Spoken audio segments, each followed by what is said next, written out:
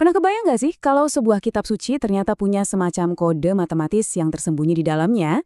Nah, kali ini kita bakal ngupas tuntas sebuah teori yang luar biasa banget tentang Al-Quran yang semuanya berpusat pada satu angka misterius, angka 19. Ini dia nih pertanyaan besar yang bakal jadi panduan kita. Yuk kita coba bedah misteri ini bareng-bareng satu persatu. Oke, kita mulai ya. Pencarian kita ini dimulai dari satu fakta yang kelihatannya simpel tapi mencolok banget. Fakta ini ada di momen paling awal turunnya wahyu Al-Quran. Ini dia pusat dari semua ini. Angka 19.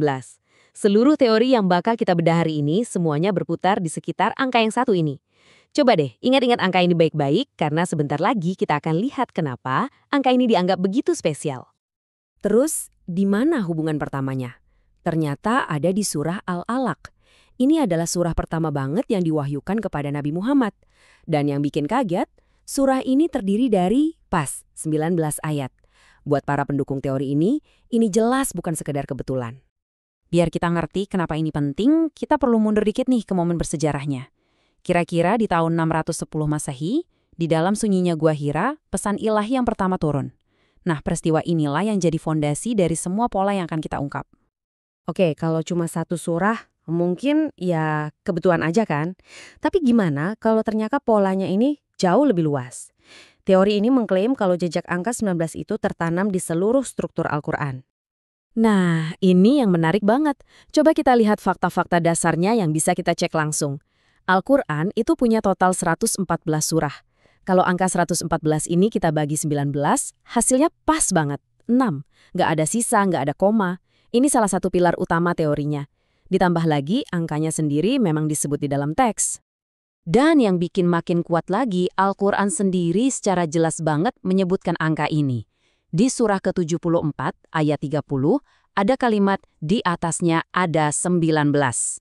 Jadi ini udah bukan soal tafsir-tafsiran lagi loh, ini udah tertulis gamblang di dalam teksnya. Oke, kita udah lihat polanya. Sekarang pertanyaannya, kenapa? Kenapa harus angka 19?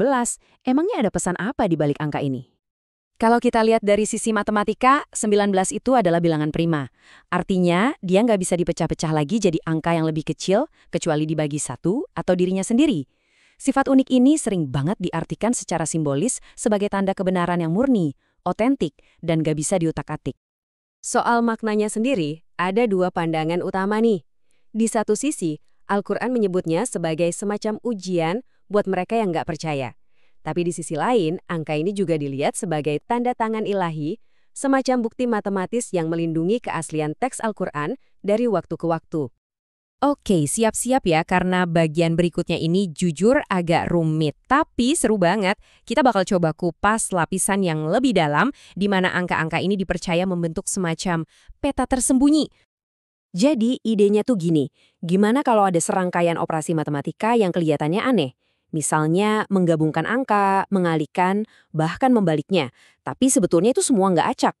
Teori ini bilang kalau semua operasi itu sebenarnya adalah petunjuk yang menciptakan jembatan numerik ke ayat-ayat kunci tentang Al-Quran itu sendiri. Oke, kita coba lihat contoh pertama ya. Ikutin bareng-bareng nih. Pertama, teori ini ngambil angka 12 dan 6, terus digabungin. Bukan dijumlahin ya, tapi cuma ditaruh sebelahan, jadi angka 126. Langkah kedua, angka 126 ini dikalikan dengan dirinya sendiri, atau dikuadratkan. Hasilnya 15.876. Nah, disinilah interpretasinya main. Angka ini nggak dibaca sebagai 15 ribuan, tapi sebagai satu set koordinat, 15, 87, dan 6. Terus, hasil hitung-hitungan tadi tuh buat apa? Nah, ini dia jawabannya. Koordinat 15, 87, dan 6 tadi, menurut teori ini, menunjuk langsung ke surah ke-15, ayat ke-87, kata ke-6. Dan kata itu adalah wal Qur'ana, yang artinya dan Al-Quran. Jadi sebuah operasi angka yang ujung-ujungnya menunjuk ke kata yang merujuk pada kitab itu sendiri. Spesifik banget kan? Jalur yang kedua ini lebih abstrak lagi. Coba kita ikutin pelan-pelan. Mulainya dari angka 12 yang dipecah jadi faktornya 3 dan 4. Terus kayak tadi angkanya digabung jadi 34. Tapi ada langkah baru nih. Angka 34 ini dibalik jadi 43. Nah, 43 ini katanya bukan tujuan akhir, tapi petunjuk buat menjumlahkan dua ayat, yaitu 21 dan 22, yang akhirnya menuju kita ke surah 85. Dan operasi terakhir ini nyambungin semuanya.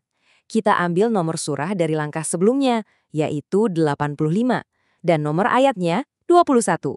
Dua angka ini digabung jadi 8521. Sekali lagi, angkanya dibalik, jadi 2185. Angka ini lalu ditafsirkan lagi sebagai koordinat baru. Surah kedua, ayat ke-185, sebuah ayat yang sangat penting karena membahas tentang turunnya Al-Quran.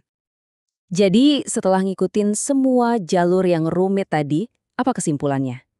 Menurut teori ini, ketiga jalur numerik ini bukan kebetulan, tapi sengaja menciptakan sebuah siklus yang saling mengunci satu sama lain.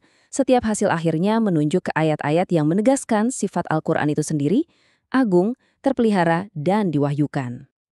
Oke, kita udah lihat semua bukti ini, dari yang simple sampai yang rumit banget. Pertanyaan besarnya sekarang, emangnya kenapa? Apa gunanya semua ini? Apa tujuan akhir yang diusulkan oleh para pendukung teori ini? Nah, buat yang percaya sama teori ini tuh bukan sekedar main tebak-tebakan angka.